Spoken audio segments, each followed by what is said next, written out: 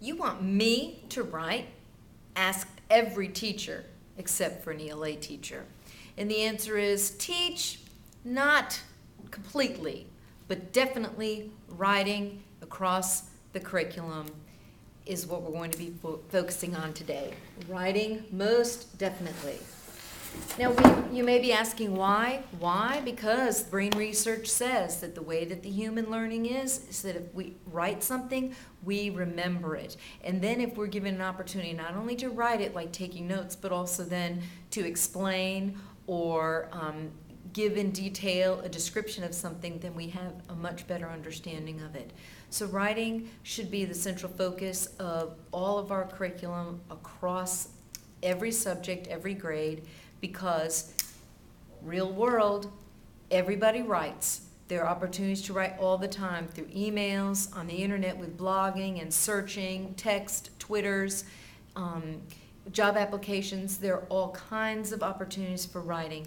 Writing is not just paragraphs or stories.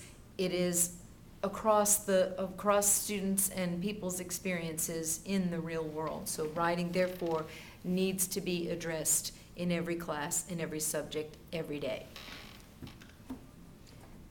Some things I want you to think about with writing is that writing is a really good way to assess students' knowledge. They write something like an exit ticket, or you give them, they create a map, or they create a list of things that they've learned, or they reflect on a lab or a lesson. You can look at it and assess it like that. It's a very quick way to assess their knowledge. It's an essential skill. We've already talked about how in life we all come across writing in some form or another. It's their ability to express themselves. Sometimes students can't really explain how something operated, but if they could put it down in words, then they will understand it better, and then that will build their confidence and then their self-esteem, because then they can start really understanding when you put things in words. And again, this goes back to the brain research. If you write clearly, you think clearly, and someone who thinks clearly understands writing. And then there's power. There's power in writing because there are so many experiences in your life where you are writing. And again, we're not talking about just paragraphs, narratives, expository writing. We are talking about just writing applications. If you work in a plant or a factory and you have to keep a log of things that you've done, steps that you've taken, you may have to do a report on an accident that happened, a safety issue. That's all writing. So we need to make sure that we give our students that power, that confidence that comes with knowing how to write.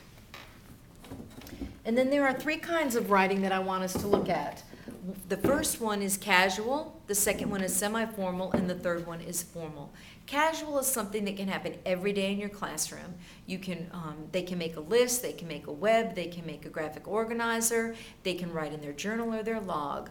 The semi-formal one is something that you would do 2 to 3 times a month, and that would be something a little bit more extensive, where they might be writing a reflection on a story, a novel that you all have read, or they may be responding to a particular experiment, or doing some kind of reflection of a war or something historical that you've discussed in class.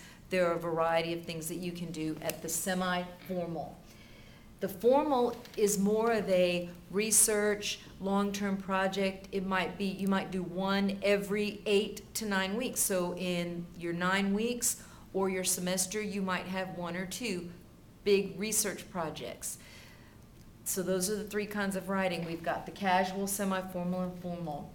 When you do the writing in your classroom, wherever you are, make sure you set the criteria. Make sure the students know what you expect them to do in that writing, from the casual to the formal. So if you are asking them to create a list, make sure you give them details. Do you have a set number? Do you have a set format? Do you have the way that you want it worded? Do you want it words? Do you want it sentences, complete sentences?